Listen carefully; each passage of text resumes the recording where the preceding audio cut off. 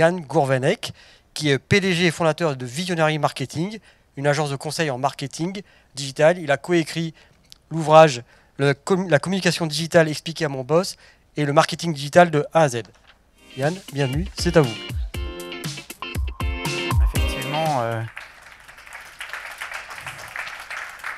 le marketing digital de @AZ, qui est paru chez Erol l'année dernière, il reste 2 exemplaires, donc il faudra se dépêcher à 15 h pendant la séance de dédicace et se battre pour l'avoir.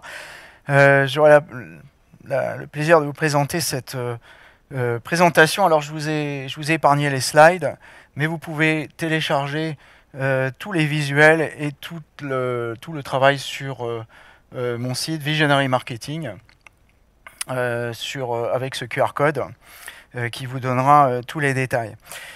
Alors, pour me présenter, bon, j'ai créé effectivement Visionary Marketing il y a un certain temps, presque 30 ans maintenant, et ça fait 30 ans que je fais du marketing de contenu. Il y a quelques temps, je vous aurais dit, si vous voulez en savoir plus, Google My Name. Maintenant, je vais vous le dire, Perplexity My Name, parce que c'est devenu la norme. Hier, j'étais avec des élèves, je leur demande, est-ce que vous utilisez Google? Il n'y en a plus un seul qui répond sur 30. Il est en train de se passer quelque chose. Et j'ai envie de vous présenter une autre personne, c'est Marie-Louise Bernard. Je ne sais pas si vous connaissez Marie-Louise Bernard. Moi, je la connais bien parce qu'elle me fait des liens tous les jours sur mon site web. Et Marie-Louise Bernard, en fait, elle est jolie, elle est rousse, mais elle n'existe pas vraiment. C'est une personne IA. En fait, c'est une personne qui fait des... C'est pas une personne, en fait, c'est une machine qui fait des contenus. Et alors, c'était très drôle. On a fait un article il n'y a pas très longtemps avec Olivier Laborne, l'ancien directeur e-commerce de Carrefour, et il parlait du syndrome de la boule à neige du e-commerce. Je vous laisserai découvrir ça sur le site. Et Marie-Louise Bernard, elle s'est plantée, elle a fait l'effet de la boule de neige. Donc, Marie-Louise Bernard, elle écrit toute seule. Le problème, c'est qu'elle n'a pas tout à fait toutes les nuances. Et c'est un peu le point de départ de cette discussion et de cette réflexion sur finalement le fait que les machines se soient mises à penser.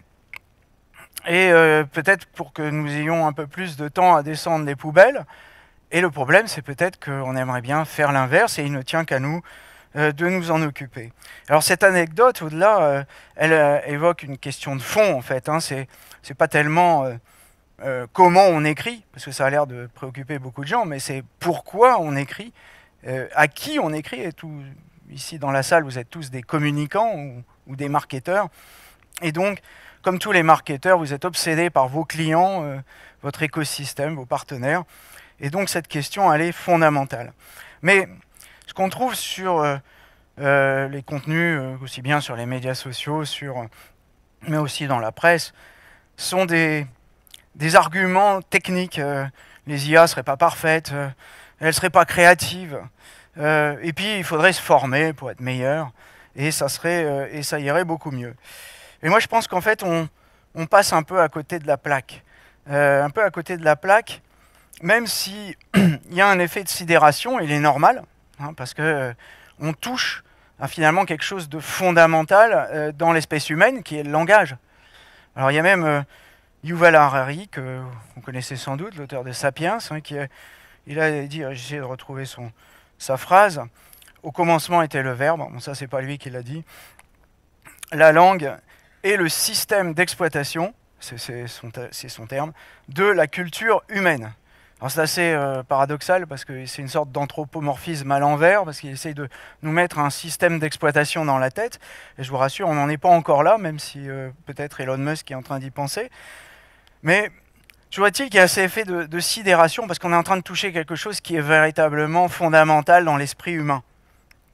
Alors je ne sais pas si c'est un système d'exploitation, c'est un peu exagéré. Et puis récemment, OpenAI est allé un cran plus loin, même si finalement j'ai pu tester, il y a très peu d'utilisateurs qui regardent, c'est le mode vocal. Je ne sais pas si vous avez écouté ça, hein, vous êtes capable de parler avec l'IA, et c'est assez perturbant, parce que là on est encore en train de toucher à une autre, toujours pareil, à cet aspect du langage, mais à se poser des questions, mais qui est-ce qui est en train de me parler, quoi? Est-ce que c'est Marie-Louise Bernard, ou c'est la vraie Marie-Louise Bernard, ou c'est la fausse?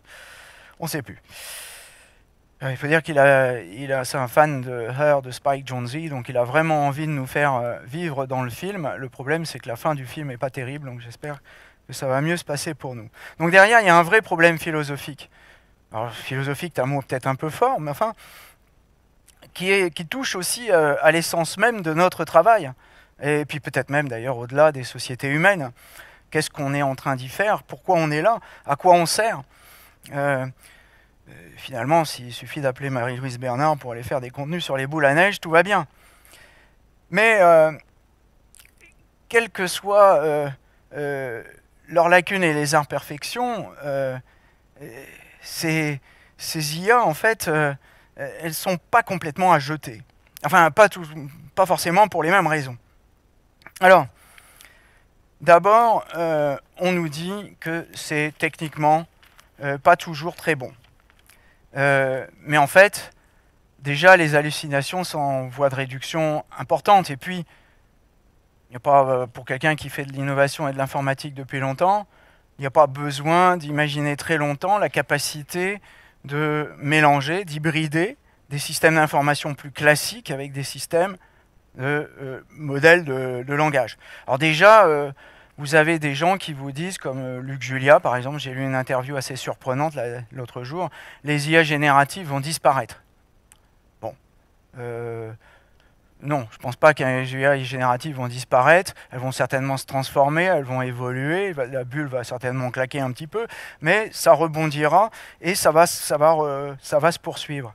Et ensuite, il y en a d'autres qui vous disent aussi, c'est le même d'ailleurs. Si vous testez avec ChatGPT, demandez-lui si la Terre est plate et il va vous répondre, il va vous démontrer que la Terre est plate. Alors ça, c'était vrai dans la version 1, mais aujourd'hui, ça n'est plus vrai. Il y a des contrôles qui se mettent en place et ces systèmes évoluent énormément. Alors pas suffisamment pour corriger Marie-Louise Bernard sur ses boules à neige, mais ça évolue. Et puis alors, en fait, il y a beaucoup plus perturbant que ça, en fait. C'est que, ok, les IA peut-être écrivent pas très bien, Marie-Louise Bernard, elle se trompe un peu, et son style est pas terrible, et puis finalement, quand on lit, c'est un peu creux. Ben oui, mais en fait, quand on lit les humains, c'est pas terrible non plus. Et c'est ça qui est véritablement perturbant. C'est oui, ok, les machines sont pas très bonnes, mais les humains, c'est pire, et c'est la majorité en tout cas.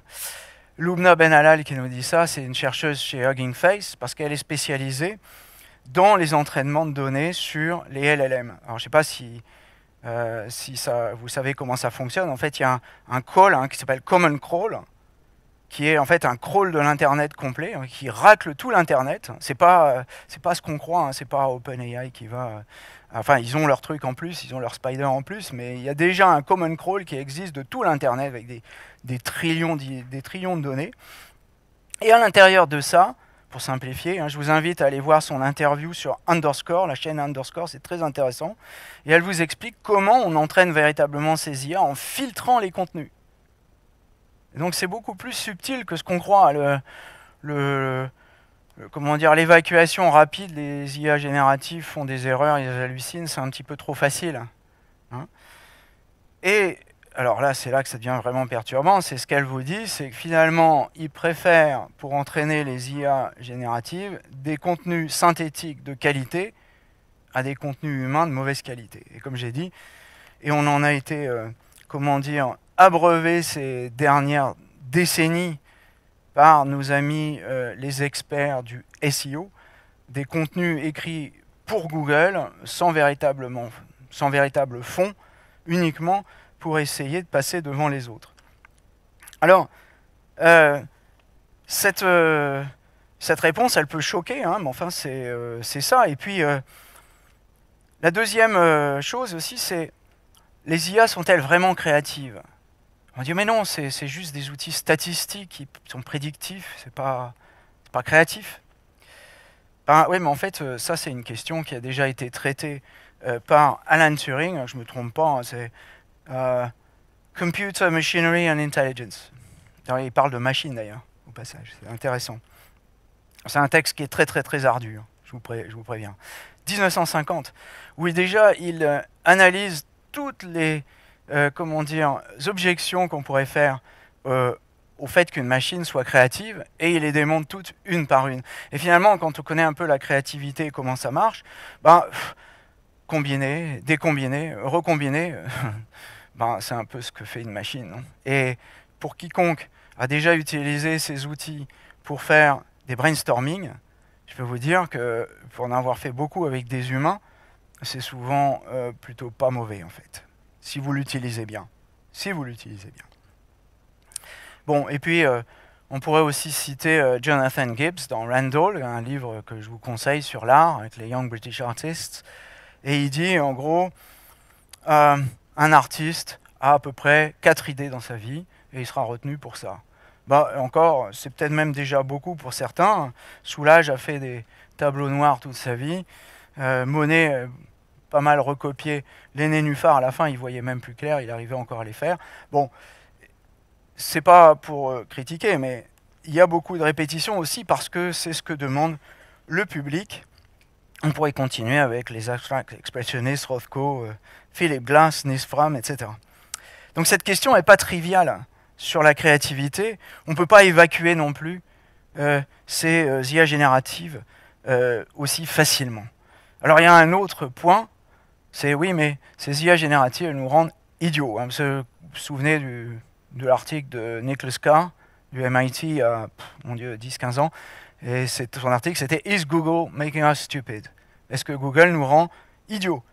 La réponse n'est pas vraiment d'ailleurs complètement que ça nous rendait idiots, c'est surtout que ça nous rendait fainéants. Et là, c'est certain que ces IA génératives, elles vont un cran plus loin.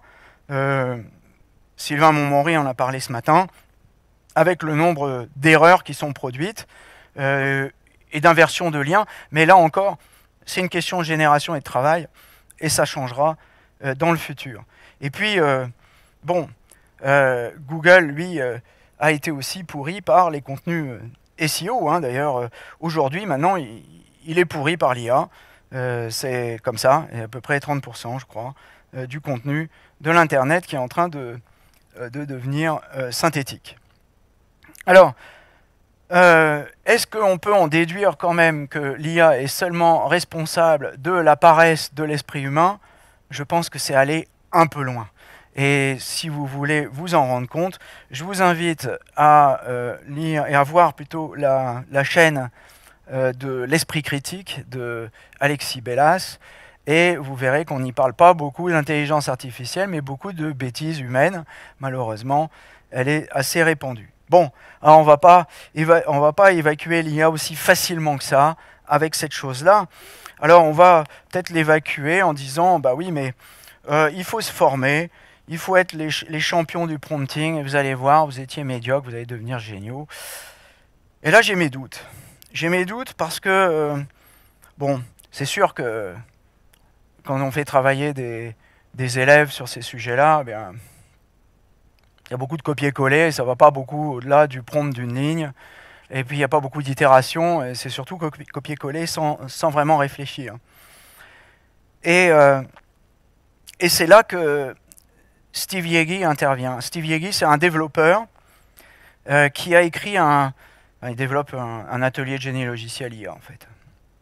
C'est un peu une dinde qui vote pour Noël, d'une certaine manière, mais son article est intéressant. Il s'appelle « The Death of the Junior Developer », la mort du développeur junior. Et où il explique que tout le monde se trompe, en fait. Tout le monde croit que ces IA génératives vont permettre à des imbéciles de devenir géniaux. Et lui, ce qu'il dit, c'est l'inverse, ça va permettre aux experts de se passer des imbéciles. Enfin, des gens qui sont moins compétents qu'eux. C'est perturbant aussi, ça.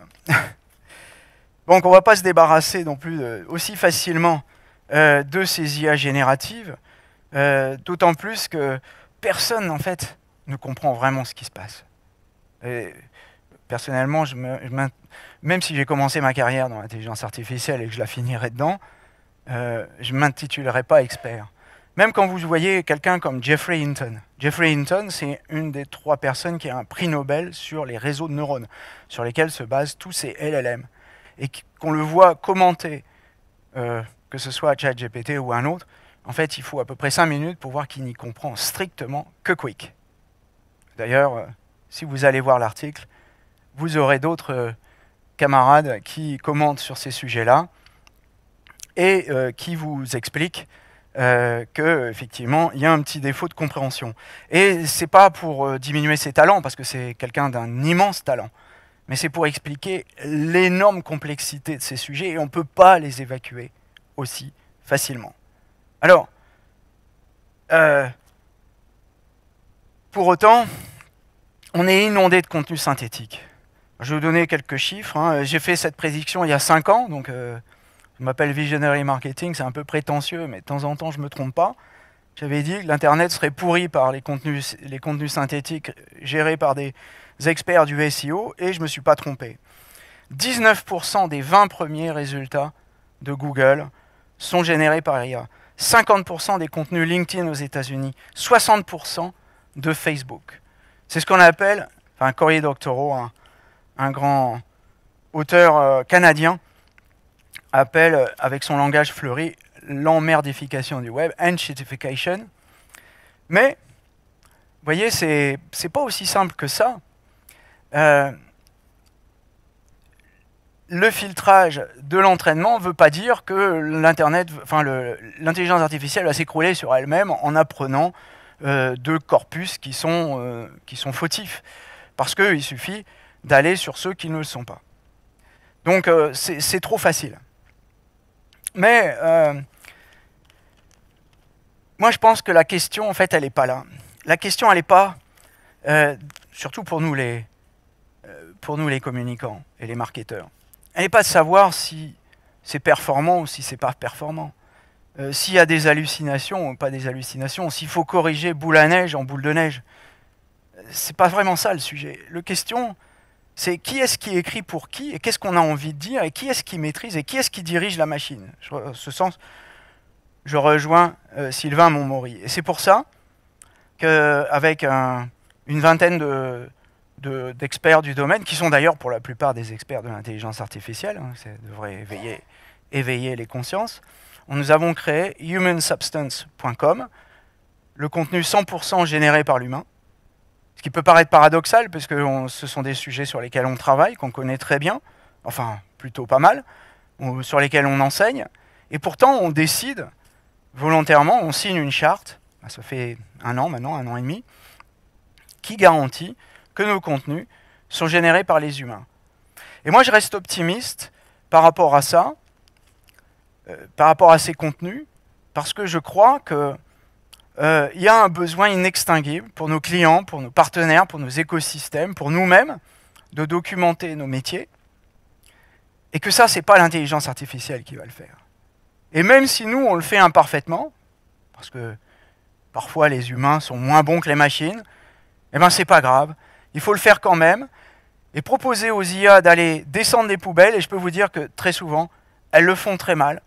Quand vous soumettez des problèmes à l'intelligence artificielle, il n'est pas rare qu'on vous dise « mais dédupliquez ce tableau ». Attendez, ça c'est un travail pour descendre des poubelles. Dédupliquez ce tableau vous-même.